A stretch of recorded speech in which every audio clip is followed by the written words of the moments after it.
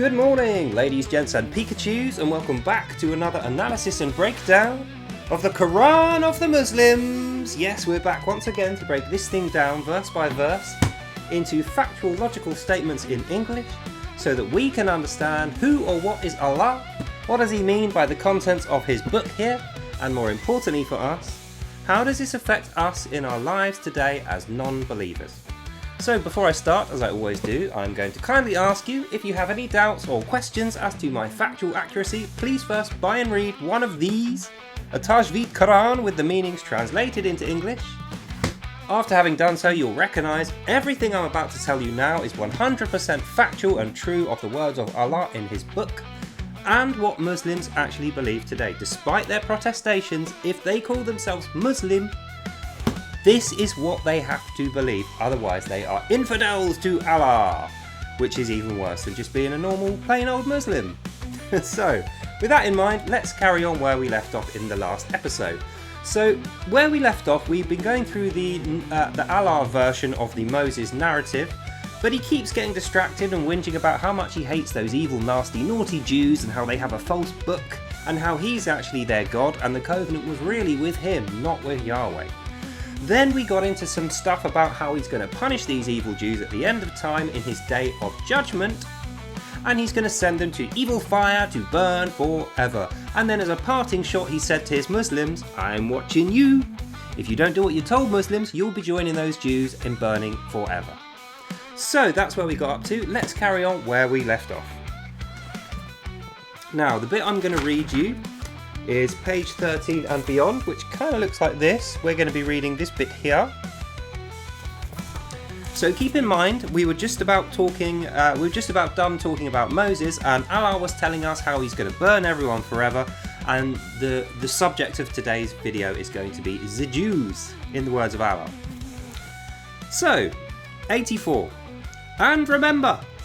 Now, we know when Allah says and remember, he is usually going to tell a big stinking lie. So that's what to keep in mind here. This is a slight derivation from what we know to be true in the earlier and more accurate Old Testament scriptures, but that's definitely where this has been plagiarized from.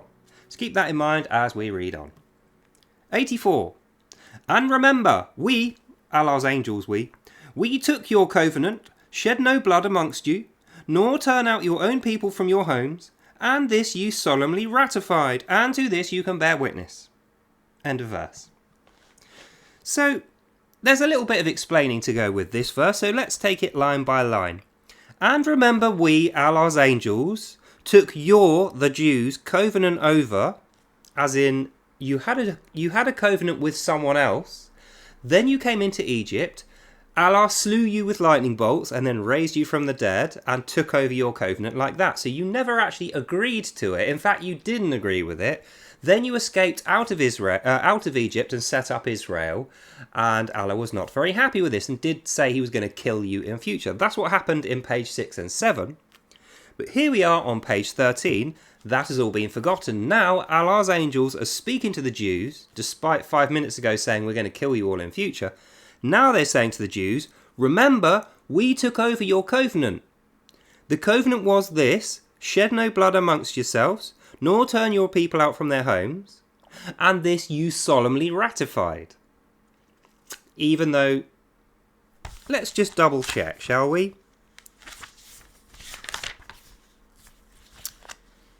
No, I don't believe there's any ratification here. I believe what happened, Allah, is the Jews escaped from Egypt after telling you to get stuffed, and they didn't ratify any covenant with you, nor did the covenant they had already with their God end.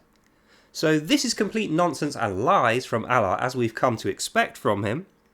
And I think the reason he's doing this, and why he ends the verse by saying, to this you can bear witness, is he knows Jews are not hearing this or reading this. He's speaking to his Muslims. So even though a minute ago he was describing how the Jews escaped from Egypt and actually have a covenant with their own God, which was pre-existing before they met Allah, and therefore so was their book, the Torah, the book of Moses, now he's telling the Muslims, see those Jews over there? They got a promise with me, says Allah. They got a covenant with me, says Allah, and they're not sticking to it. So they're evil. That's what this means. And they can bear witness to it. So he said they've ratified it, so they've agreed to it, even though they didn't. And they bore witness to agreeing to it because they were physically there. Which is kind of weird, because you feel like if you make a bargain with someone and they've agreed to it, you don't then also need to say, and they were definitely there. It kind of throws a little bit of shade on the fact that they were there, doesn't it? To say they agreed to it and they were definitely there. And that's exactly what Allah is doing here. So, what I think, Daily Corvid opinion here, not necessarily in the scripture, but this is how it sounds to me. The Jews who he's talking about here to his Muslims are the invented Jews. They're not the real Jews. The real Jews escaped out of Egypt and set up Israel, and they didn't agree or ratify any covenant. So now he has put the Jews back in Egypt to say, these Jews who stayed behind as slaves, they have a covenant with Allah and they were definitely there, they definitely ratified it. So he can say, these Jews are now not real Jews, they're imposter Jews. These Jews who stayed in Egypt and started to worship Allah, they're the real Jews. Even though it's not in the scripture, you kind of feel like that's the direction it's going in. So that's what that means, I think, although it's not particularly clear, and we move on. 85. After this it is ye, the same people. You see, I knew it. So now he's saying, after this it is you, the same people, and he's going to now be talking about those other Jews, you know, the ones that he thinks are imposters now, not the ones who worship him, who've become Muslims, dhimmis. The old Jews who escaped from Egypt to set up Israel with Moses, those guys, they're the guys he's talking about. After this it is ye, the same people, who slay amongst yourselves, and banish a party of you from their homes, assisting their enemies against you, in guilt and rancour. And if they come to you as a captive, you ransom them, though it is not lawful for you to banish them. Then it is only a part of the book you believe in, and do you reject the rest? But what is the reward for those amongst you who behave like this, but disgrace in this life? And on the day of judgment they shall be consigned to the most grievous penalty, for Allah is not unmindful of what they do. End of verse. Curious how it's so long, isn't it? When you think about all the other verses in this, they're like haikus. They're kind of haiku length verses in this book. So you get like 2 or 3 sentences, that's a verse. 2 or 3 sentences in the next verse. But when you get to a long verse, you think, maybe this is 2 similar verses put together. And the reason they've done that is because they removed words out of one, so it was therefore too short, and they've added words in from another to bump it back up to its initial length, but then obviously it doesn't make any sense, so they've got to add more words and more words and more words until it does make sense.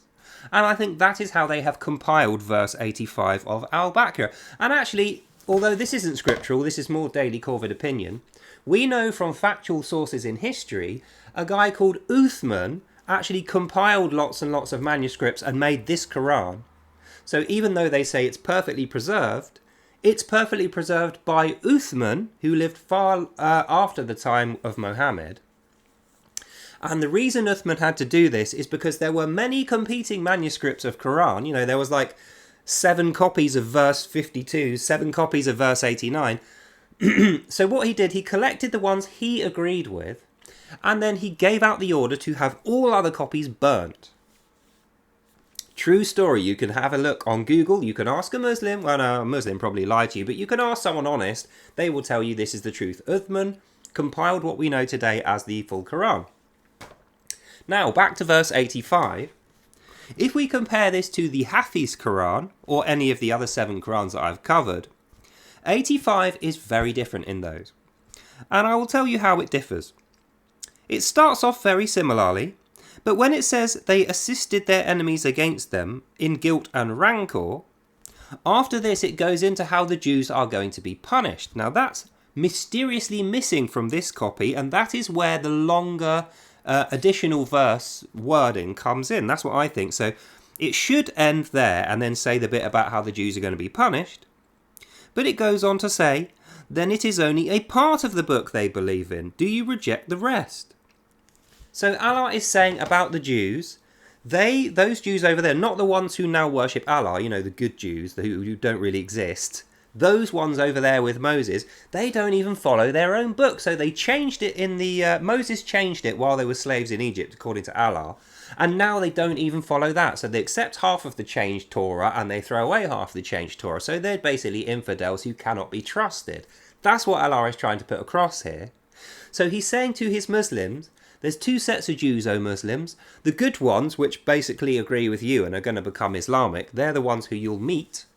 All those other ones over there with Moses, they're evil, bad ones. They don't have any faith. They don't follow their own book's corrupted, and they can't be trusted. And plus their leader is a murderer. Moses killed a guy, remember? And then Allah brought him back from the dead. So the entirety of 85 being heavily edited and then squished together with other verses, other manuscripts, is solely to say, in nicey nice terms, so that people like me can't easily criticize it, Jews are bad, Torah is wrong, covenants with Allah, and the good Jews are the ones who became Muslims. It's all very confusing, but that's pretty much what that verse means. So, let's carry on. And you know what I'm going to say now? I apologise to you for this episode not being perhaps as flowing and interesting or easy to watch as the previous ones. But I cannot do a disservice to this book, even though it's disgusting evil ideology full of nonsense and lies. I have to go through it verse by verse like I promised that I would. And it just so happens that this has got the most amount of edits in it in this page and makes the least amount of logical sense. So we have to break it down verse by verse and then line by line as well. So we finish off number 85 by saying, and on the day of judgment they shall be consigned to the most grievous penalty. Now this is what's in the Hafiz Qur'an. This is the bit before about the book having parts that they believe and parts that they don't believe. That's just one small sentence. The mainstay of 85 in the Hafiz Qur'an is about the day of judgment, the disgrace and punishment that Allah is going to levy upon these Jews, and that they are going to have a time where this doesn't affect them. But then when the day of judgment arrives, after they all get killed, that is when this heavy penalty is going to be released upon them. That's when they will incur the penalty. And again, even though it doesn't say what that penalty is here, we know from the Hafiz Qur'an that the penalty is your bodies will be fuel for the evil fire. Your bones and flesh will burn like coals. That's what it says in the other one. For some reason, though, they decided to leave it out of the Tajweed, probably because, you know, it's pretty genocidal and racist to have said that, and they know this is a more modern version. Despite saying it's perfectly preserved, it is clearly a compiled Uthman copy, so it's not perfectly preserved. So anyway, then it finishes off by saying, for Allah is not unmindful for what you do. So he's saying, I'm watching you Muslims, just like I'm watching those Jews. If any of you Jews, Muslims, or these invented fake Jews over here that I made up, if any of you don't do what I tell you in this book, off with your head, you're dead. Judgment day, burning forever. Don't forget. That's what this means. 86. Sorry, I got something in my... There we go. 86. These are people who buy the life of this world for the price of the hereafter. Their penalty shall not be lightened, nor shall they be helped. End of verse. So if we break this down in relation to the last two verses... These, the Jews over there with Moses, those ones, these are people who buy this world for the price of the hereafter. So in a roundabout way, what Allah is saying here is those Jews over there, those rich guys that we hate, you know, the Moses Jews who have just set up Israel, they're doing really well. We can see that. They've got loads of food. They've built a wall around their city, which is now becoming a kingdom. And we don't really like this very much because Allah said they were going to die and be cursed, and then that would be it for them. We would be the ones doing really well. But as reality would have it, they're doing really well. They're not dead or cursed. They've got loads of food and money, and we're in poverty and at war. So Allah has to make the excuses to his Muslims why those guys are doing really well and are alive, despite him saying the opposite would happen, and also why his Muslims, since he arrived in Egypt, have now gone into poverty and their kingdom is severely weakened and has no army.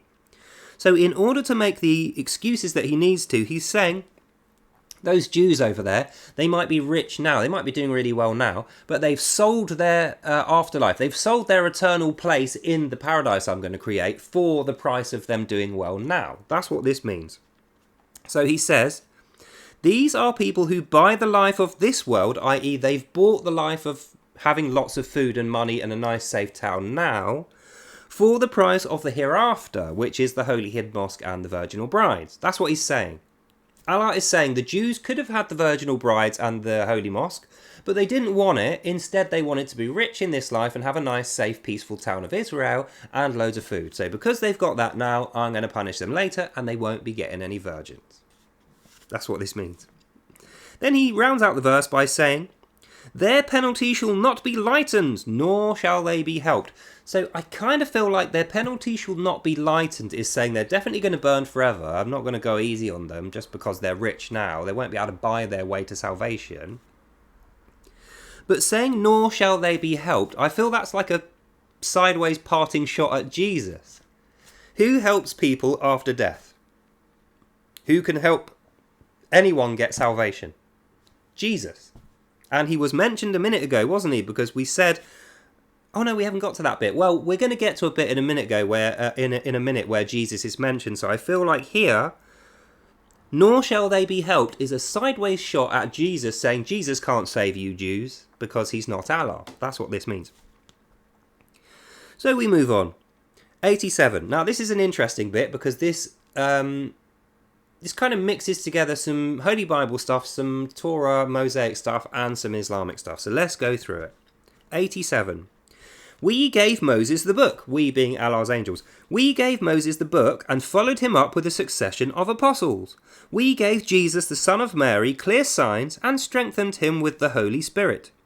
Is it that, whenever there comes to you an apostle with what you desire not, that you are puffed up with pride? Some ye called impostors, and others you slay. End of verse. So, told you it's going to be interesting. So if we go through this slowly, we, Allah's angels, gave you, Moses and the Jews, the book.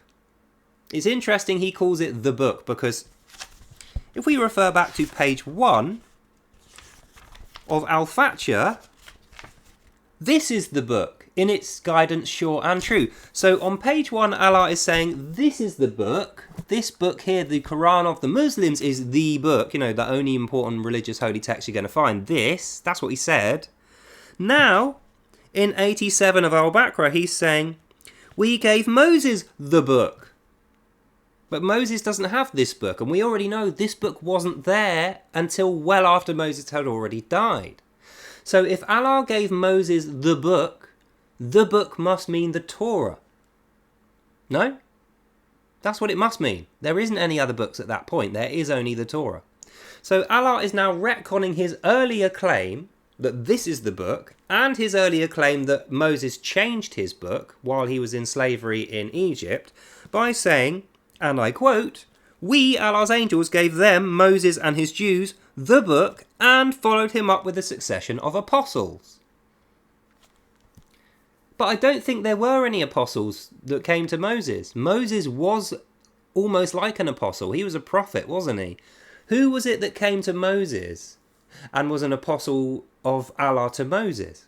I don't think there's anyone that fits that description. So I think what's happening here, Allah's having a little dozy moment. You know, he's having a slight OAP moment.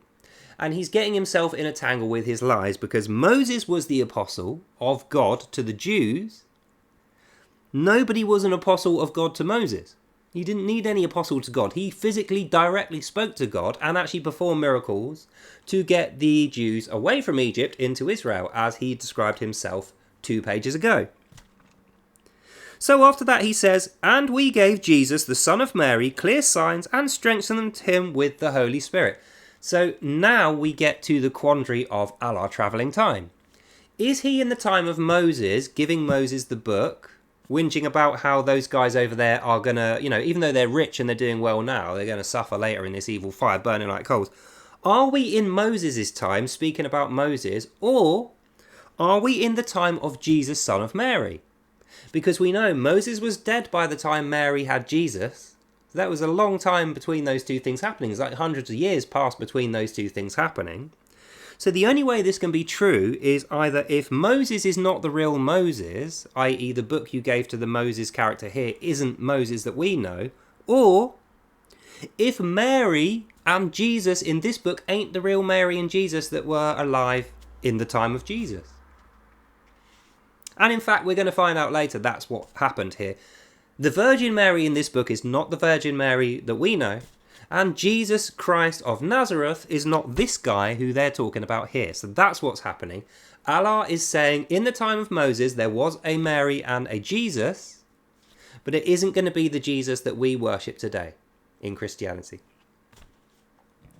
And then the last bit says, is it that wherever there comes to you an apostle, that you yourself desire not, that you are puffed up with pride? So Allah is now bemoaning the Jews by saying, why is it when I send you Muslim prophets, you don't want to hear what they say? You tell them to get lost. You know, you're proud of your own prophets and you don't accept mine.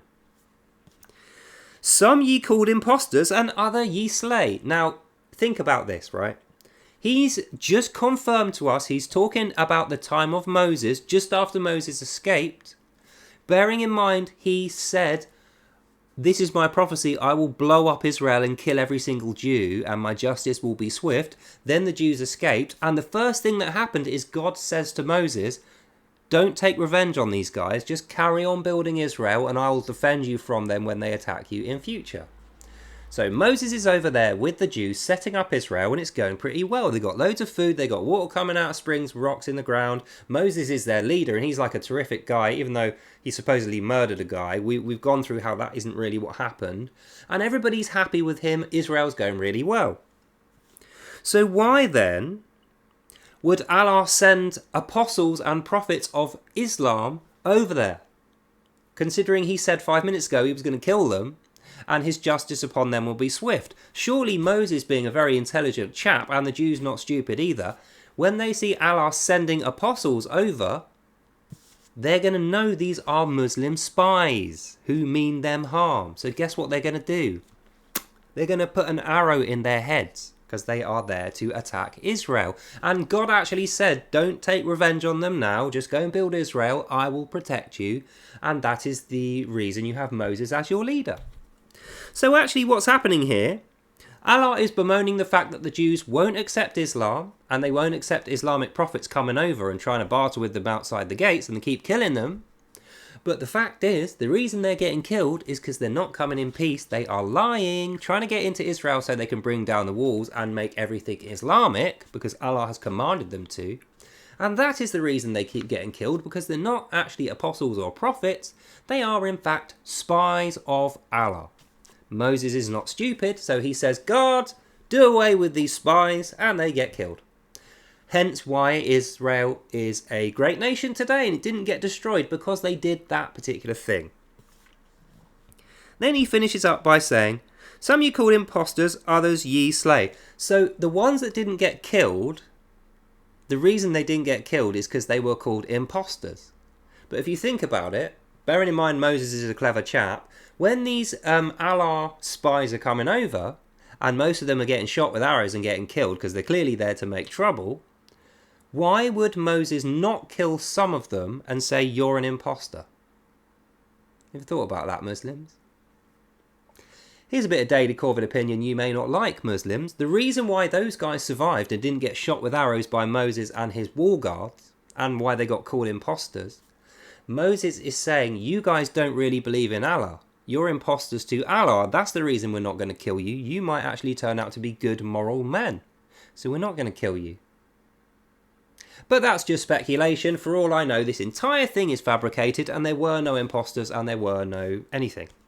So that's just my reading of this book. Because remember, we're going through this book accurately, even though the Hafiz is way more accurate to the actual manuscripts than this. This is the one they wanted me to read. Muslims, you asked for this, so that's what we're going to do. So that's what that means, and we move on to the last verse of today, number 88. They say, as in the Jews and Moses. Have you noticed we've been talking about the Jews and Moses for this entire book? Even though it's called the Qur'an of the Muslims, I feel like this is the Qur'an of the Muslims jealously eyeing up Israel and Moses and wishing that they were them. Like, they've barely spoken about anything outside of Moses and his Jews and how well Israel are doing, and how Allah wants to kill them. Anyway, so we go to the verse 88. They say, as in the Jews over there that we're talking about, they say, our hearts are the wrappings which preserve Allah's word. We need no more. Now keep in mind, that bit about Allah's word is in brackets. So as we know, brackets and vowels didn't exist when this was first written. So I think we can safely say that part has been added later by Uthman, or the translator. So if we read it without the additional bit, it says, 88, they say, our hearts are the wrappings, nay, Allah's curse is on them for their blasphemy. Little is it that they believe. So it's a completely different verse with that added bit in. And this is the reason why we had to go through 85 so slowly, why we're going to go through this slowly. So, first consider how it's written with the added brackets bit. They say, the Jews, our hearts are wrappings, brackets, which preserve Allah's word, we need no more. So they've said, our hearts are the wrapping which is preserving Allah's Qur'an commandments and his truth, his day of judgment that means we're all going to die, says the Jews. And we need no more. End bracket. That's the added bit. But if we take that away, it just says, our hearts are the wrappings, nay, Allah's curse is upon them for their blasphemy. So they're saying our heart is the wrappings on our covenant with Yahweh and our Torah Mosaic teachings. Nay, there is a curse of Allah upon them because they believe in so little. That's actually what the accurate manuscript translation should have said. But obviously Uthman, or the translator of this book, who is... Sorry, it's the other way around, isn't it? Dar al-Marafifa. Dal al-Marifa. Marifa. That guy. He's trying to convince Muslims reading this that the Jews are secretly worshipping Allah and the wrappings on their heart are keeping the words of Allah sealed inside their heart. But that's added with brackets. What's actually happening here is the Jews are saying Yahweh is wrapped in our heart and the teachings of the Torah are wrapped in our heart. And that's the reason why, when we go to the end of the verse, nay, Allah's curse is upon them for their blasphemy. Little is what they believe. End of verse, end of reading. So this entire page, much like the rest of this pathetic attempt for a religious scripture, is Allah telling his Muslims, those guys over there are evil, their book is false, their God is false, we hate them, we're going to kill them in future, they're going to deserve it because they blasphemed against Allah.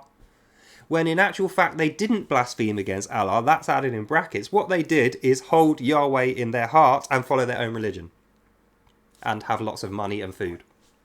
So this is Allah making his Muslims aware, you guys should be really jealous because they've got money and food and a scripture and a God which is not yours, and they don't want to take on yours, so because they are blaspheming against you by having their own religion, anyone who has a different religion from you, O Muslims, you should treat as you treat them.